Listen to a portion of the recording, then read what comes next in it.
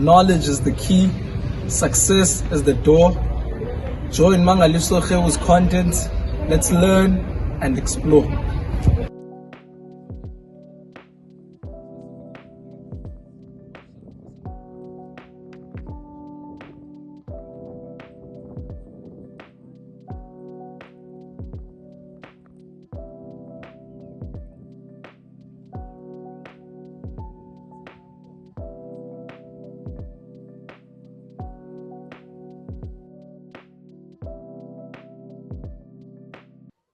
Dumelang abusheni molweni, it's your boy again Mangaliso Kheu, ikheweli mnandi elikhavelisa umqala. Today guys, sise David Mama High School under PCM District Mdantsane. We have one of the best top achievers who class of 2025. As introducer and take us through his MATRIC journey as a top achiever yase David Mama. Uthi Molweni to all the subscribers. Ambesa Makanjana Lona, overall top achiever as a TV Mama for the class of 2025.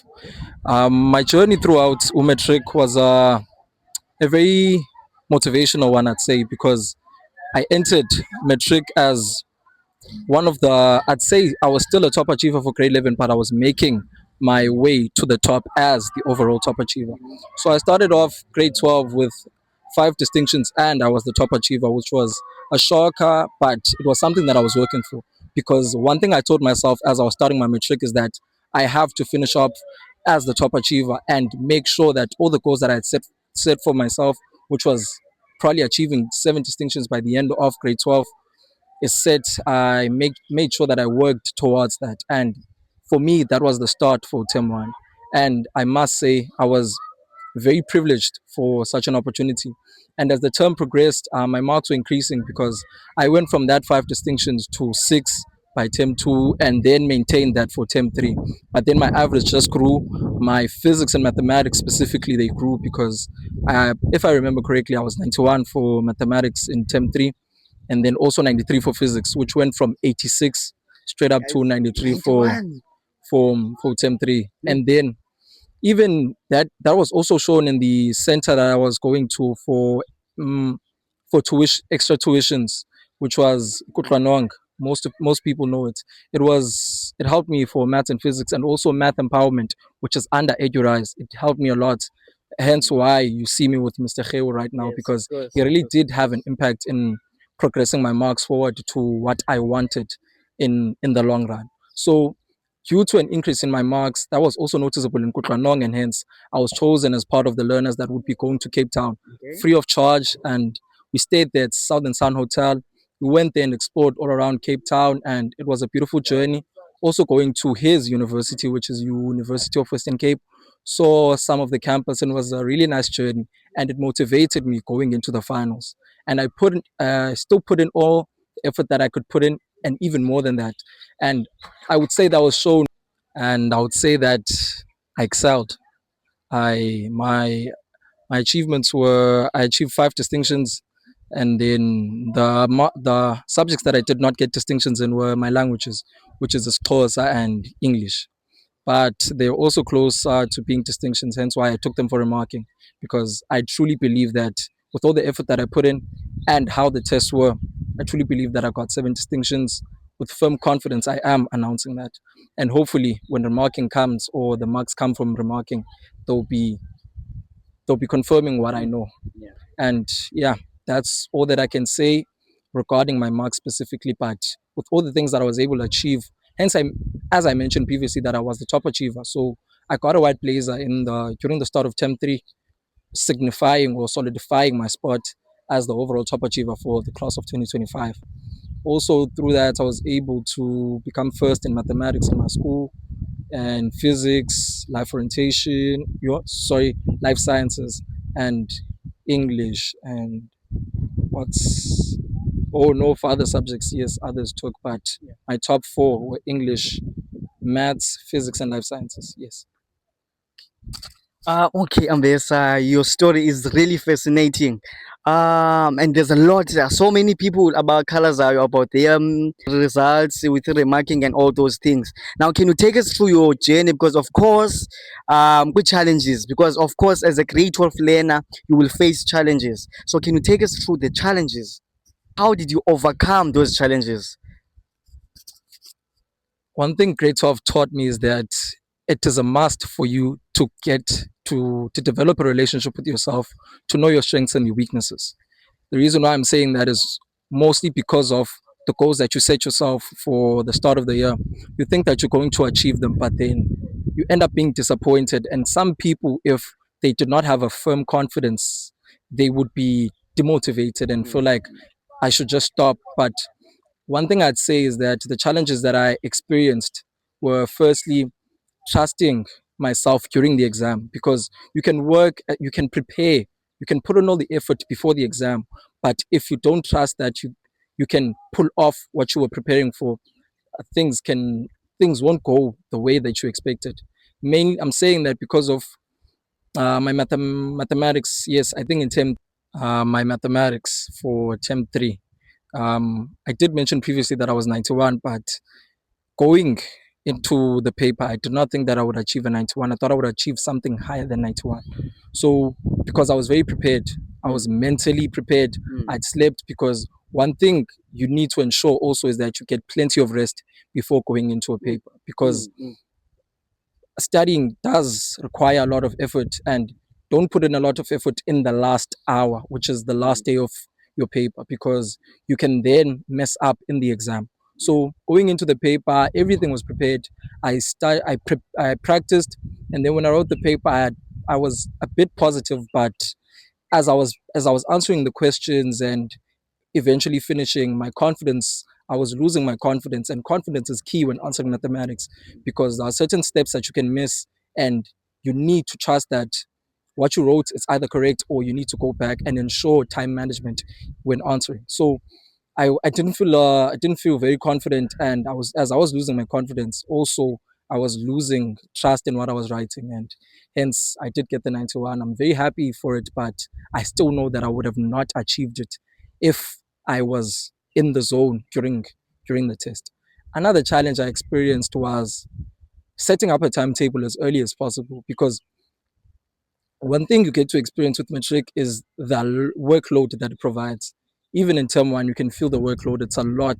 It becomes very draining for someone who does not know how to prepare for for the for what Matric desires of you. So I was struggling to set a timetable in the first term, but as the terms were progressing, I ensured that by the end of each term, I analyze my results. I work on what was my weakness, and I improve my strengths. That is also what I live by. I would say it's a personal motto that work on your strength, work on your weaknesses, sorry, and improve your strengths. Because as a person, that's also how you grow. So setting up a timetable was a bit of a problem, but I did eventually get to what I thought was convenient for each term, because as the terms were progressing, yes, I was mentioning that I was improving. So another challenge that I also endured was time management. After setting up the timetable, now disciplined, I'd say the fact of discipline played a role in ensuring that I stick to my timetable and ensuring that I use my time with the greatest of effect. Because I was able to set up the timetable, but now the time that I had, I could not use it properly, because there were times where I'd feel temptation to just be lazy, or just to go on TikTok, or just to have social connections with my friends that were not about academics, and that also hinders your academic progress. So that also that's also something I could say was a challenge, and also making the right friends, because Matric requires not only requires you to put in full effort in academics, but it also requires you to put in effort in all your relationships, which is your friends specifically, because your friends can either make you or break you. That's why there's a saying that says, "Show me your friends, and I'll show you your future," because Nice. really your friends do impact your future.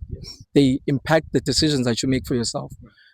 I'm saying that because of Kutlanong specifically, because as I was going to Kutlanong, when I first arrived there, I was not the best learner, not even close. I don't even think I was in the top 120. But as we up, as we approached the end of grade 11, because I entered in grade 11, so as we are approaching the end of grade 11, I surely was in the top 60. But by the end of by grade 12, specifically in term 3, I was in the top 5, because that's how much effort I put in and ensured that I was surrounding myself with the right people. So the friends that you surround yourself with, they really do impact your results, because some friends will tell you, just leave your books, let's just go clubbing, for example. Let's just hang out with a couple of girls. Let's forget about studies. So you need to ensure that you make the right friends. Hence why I was saying friends were also a challenge. And then camp. As many people would say that camp is a very good thing because it isolates you from your distractions, but also even in camp you can still experience distractions. One thing I also realized is that even if you isolate yourself, distractions will always be there. That's why someone needs to be very disciplined, because even in camp, still had friends because there are still people in camp. So I was also impacted by the fact that there are so many learners here. We have to share the space, and sharing becomes difficult in a very confined environment because my school is very small and we don't have that many classes. So learning, you had, if you wanted to study, you had to cooperate with at least about 10 learners in the same class for you to be able to study. And that was very difficult because not everyone not everyone was as disciplined as I was, and not everyone was working towards their goals as I was. So learning in that particular environment was very difficult, and also uh, staying away from distractions. Yes, I also did mention that, and also ensuring that you sustain the bonds that you have. It was a bit of a challenge outside of academics too, because I was not in touch with a lot of people during my matric year, because my main focus was improving my marks and ensuring that I reached the goals that I had set for myself. Because my academics were number one, and my academics from now up until I graduate and eventually become the person that I want to be and work towards what I wanted to do, my academics will always be my number one. So I could say that maintaining friendships or stable connections was a bit of a hassle, because as demanding matric is, it also requires you to sacrifice a lot of things. And also making sacrifices was a bit of a challenge, because you get to sacrifice your social life, your time with yourself too, because most of my time was really in books and just resting, and then going back to my books. It was just that life, that repetitive life. To some it may be boring, but to me it was very it had it had a big impact in my results, so it was very beneficial, I'd say. And yeah, those are some of the challenges that I experienced. Wow, Mr. Ambesa Mahanjan. Okay, any final advice for learners watching this video? I mean, grade 12's class of 2026. Any final words for them? To the class of 2026, I'd say the pass rate for 2025 was good, but one thing I always also tell myself is that the more you do, if you feel like you can do better, just keep on working towards that, because more is beautiful. That is, abundance is beautiful, I'd say. If as the class of 2025 we're able to achieve 88, imagine if you could be able to achieve 90% and above. And the advice that I'd give for learners, specifically just individuals, is make sure you sacrifice all the time that you have towards your academics, because when your statements come out, there will be a lot of regrets that you'll be having, like, I wish I'd worked sooner. I knew I could have gotten a distinction in this particular subject, but I was not serious in the exams, in the finals. So please ensure that you put your academics as number one and work towards your goals as early as possible. Make the best connections possible. Surround yourself with the right people, specifically, and ensure that you build the right bonds. Yes, why am I repeating the same thing? Sorry.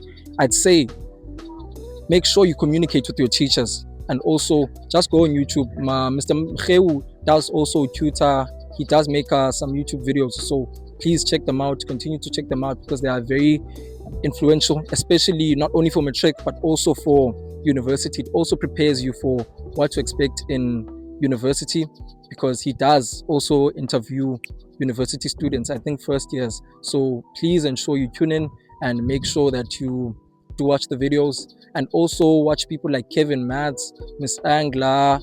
There's also another life science teacher for life science students. She's a Miss Van de Venter or something, but it's Miss Van. If you search Miss Van, she's the #1 person to show up. She's also very influential, or she's a very good teacher for life sciences.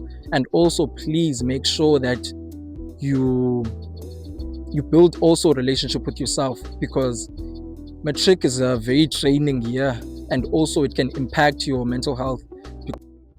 If I remember correctly, I had a lot of battles with my mental health. I was very stressed when exam season was coming up, with preparing. I had a lot of pressure. So make sure that you do take care of yourself. Make sure you take care of yourself mentally, physically if possible, because your physical health also matters. Yes. So those are the advice that I can give you, and good luck on your upcoming exams for the first terms and the approaching terms. Thank you.